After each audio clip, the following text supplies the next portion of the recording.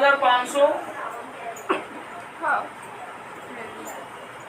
एक मिनट कुछ गलत कर देगा। हाँ, Manek food corner purchase this bottle from Akbari bros and paid GST 4,500। Manek ने खरीदा, भयानक ने खरीदा अकबरी ब्रोज से और भयानक ने भरा 4,500 रुपये जीएसटी।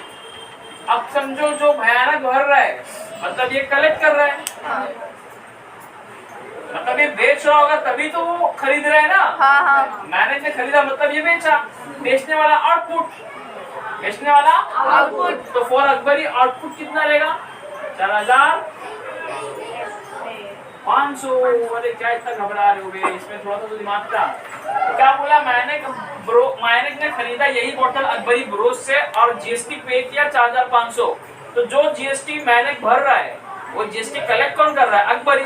तो अकबरी कलेक्ट कब करेगा? जब सामान बेचेगा, मतलब